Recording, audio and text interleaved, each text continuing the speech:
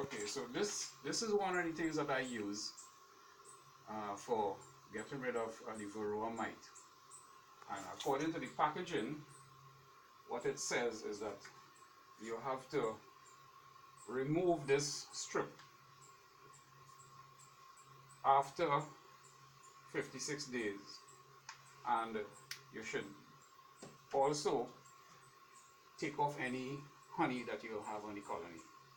So what I did was, usually I would, in October, I would put on this strip, but before I do that, I would I'll take out the honey from the brood, which is around the brood, and this is the kind of honey that I get from inside the brood. You see how nice and dark? And what I will do is I will use this honey for my consumption.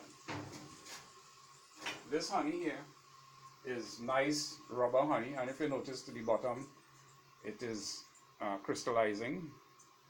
So there's a big difference between a nice clear honey like this and the dark honey.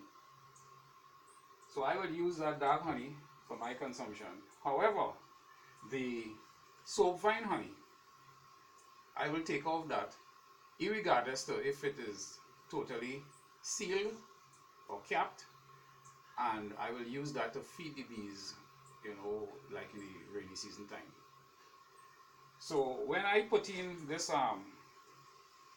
Apivar strips and I remove it, what you will have happening is whatever honey that is there in the colony, I will extract it, whether it is sealed or not, and I will use that also to feed the bees, because it will have in that honey some of this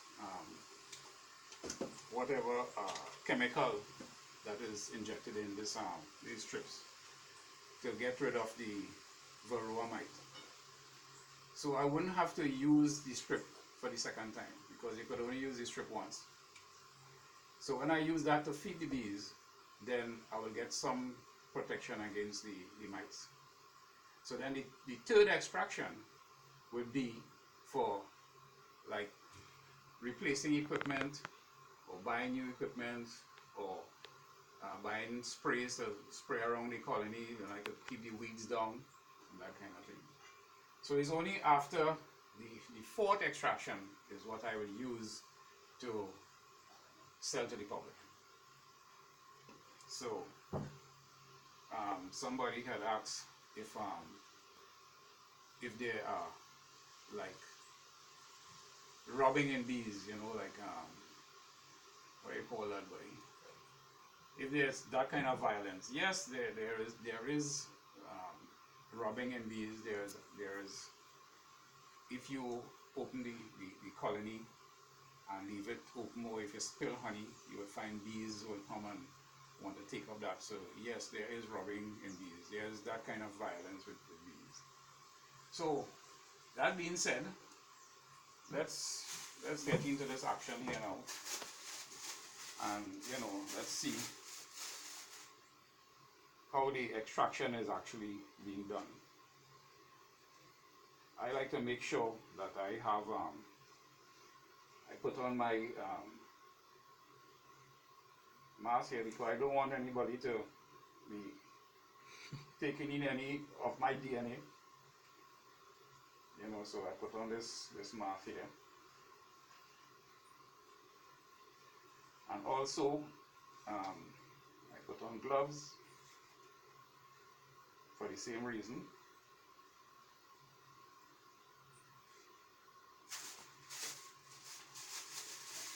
And all this is happening right here at the Good Honey Bee Yard.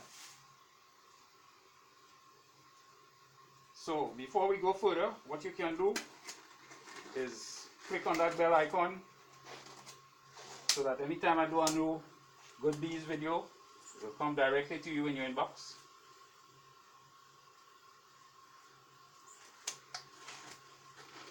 Don't forget, you know, I know you have friends, and then you could make sure and let your friends know.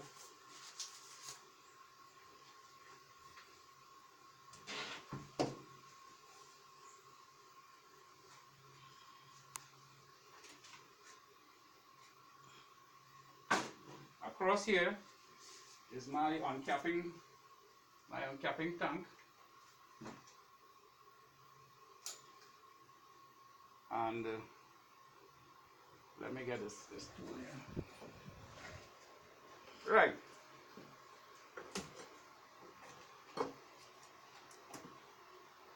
So as you can see, this is the honey that I'm going to be extracting. I simply would put it, there's a little nail here that you could put the frame there, and you uncap the honey like this. It's just like if you're peeling an orange.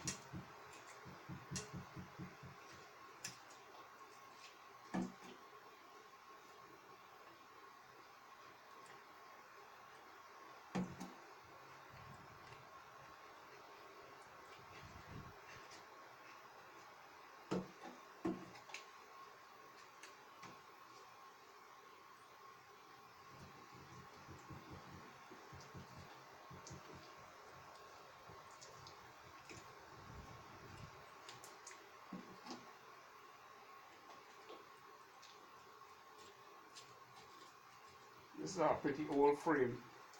You can see this piece of the wire sticking out here.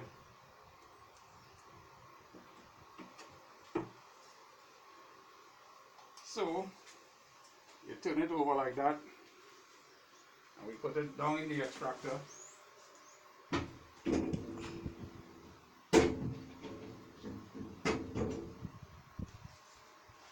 Of course, this extractor holds 12 frames.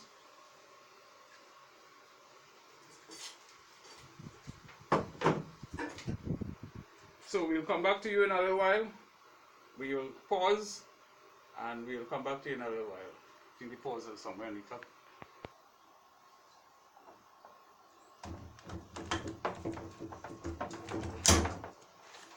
So this is me here again, and we're going to spin out this honey now. And if you look carefully towards like one side of the drum,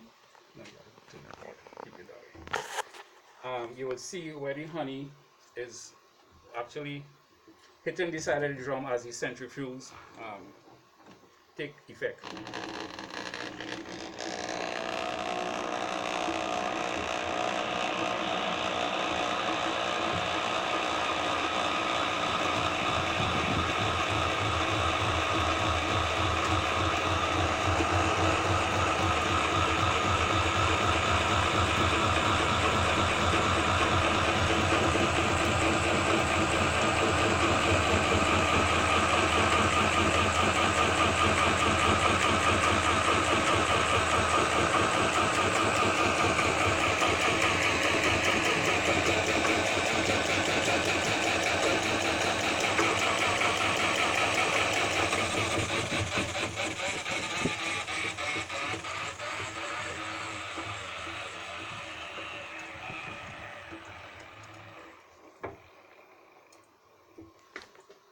Okay, and there you have completely empty super frame. So that's how I do my thing, man.